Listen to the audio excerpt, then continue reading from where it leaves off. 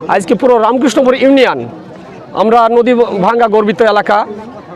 কোনো যোগাযোগ ক্ষেত খামার কেস কাছালি কিংবা মেয়েদের অনুষঙ্গিক অসুখ বিসুখ কিংবা রাত্রে যে কাছাকাটি কিংবা পুলিশ বিচার বিভাগ যেগুলো আমরা পোষাবো সেই মুহূর্তে আমরা সময় মতো পৌঁছাতে পারিনি। আমরা নদী ভাঙ্গা এলাকার লোক, আমরা অনেক দিন নদী গর্ভে বন্দী হয়ে আছি। আমাদের রাস্তাঘাটের খুবই অসুবিধা। আমরা পারাপার কিংবা অন্য সংস্থায় আমাদের অনেক দুর্ঘটনা ঘটে আমরা কোনো স্বাস্থ্য কমপ্লেন্টে যোগাযোগ করতে পারি নাই। বিষয় আছে যে আমাদের যোগাযোগ এবং শুধু মারামারি না, মেয়েদের অনুসংস্থা কিংবা অসুখ বিসুখে আমরা কোনো সময় চিকিৎসা প্রাথমিক সহজ হয় না আমাদের, এবং স্বাস্থ্য কমপ্লেক্সও আমরা পাই নাই। আমাদের শুধু দিনের কারণে কিংবা রাতের কারণে না, কোনো সময় আমরা এই যোগাযোগগুলো পাইনি। আমরা কোনো সময় অনেক কথা বলি থাকি যে আজকে এই করে দেবো ওই করে দেবো, আমাদের এটা হয় না। আমরা এমন একটা জায়গায় বসবাস করি যে সরকারের নখদর্পণে আমরা নাই। আমরা চাবো এই রামকৃষ্ণ ইউনিয়নবাসী আমাদের প্রতিষ্ঠান, একটা স্বাস্থ্য কমপ্লেক্স, যে কোনো একটা প্রাথমিক চিকিৎসা হসপিটাল, একটা শিক্ষিত ডাক্তার, যোগ্য ডাক্তার, আমরা চাবো শিক্ষার প্রতিষ্ঠান, আমাদের রাস্তাঘাট।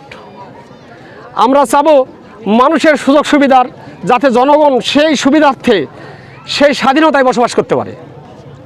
আমরা চাবো যে আমরা ডাল ভাতে খাইয়ে বেঁচে থাকতে পারি। আমাদের কোনো সময় ঝড় বৃষ্টি আমরা জড়িত থাকি। আমাদের এমন আমাদের বর্ডার বিলটা বাড়ি, আমাদের কোনো সময় বিপদ বর্ডার সাইডে ভারত, আমাদের বিপদ হয়। সেখানে যে আমরা তাড়াহুড়া যোগাযোগ করতে পারবো সেই সুবিধা আমরাও পাইনি।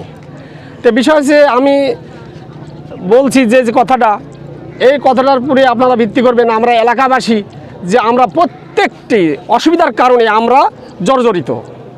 আমরা চাবো যে আমাদের শুধু ডাল ভাত খেয়ে বাঁচি থাকার মতন আমাদেরকে একটা সুবিধা করতে হবে। রাস্তাঘাট, স্কুল, যেমনি রাস্তা, যেমনি ঘাটের ব্রিজ। আমরা যদি ঘাটে পাড়াতে যাই, সাধারণ মানুষ যারা আছে, আমরা এই চরবল বেল্টে যারা আছে, আপনার যাওয়া আসা একটা 40 টাকা একটা মানুষের পিছনে ব্যয় আছে। তাহলে সাধারণ মানুষ যদি 40 টাকা ব্যয় করে যেতে আর আসতে, তাহলে আমি যদি 5 দিন সপ্তাহে যাই কোনো কারণে, আমার 200 টাকা বিল হয় শুধু রাস্তাঘাটে।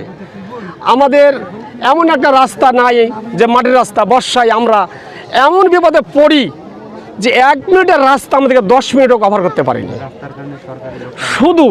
শুধু আমাদের রাস্তার অভাবে আমরা আজকে মৃত্যুর সাথে লড়াই করি। তে আমি আমার এলাকাবাসী সবাই আমরা একই বিধানে বিধিত। আমার এলাকাবাসী এমন অবস্থায় বসবাস করে যা ভাষায় বলা যাবে না। মোষ বিক্রি করা নিয়ে 2 বাব্বাটাই একটা সাধারণ গ্যাঞ্জামের পরে এই আঘাতটা হয়েছে।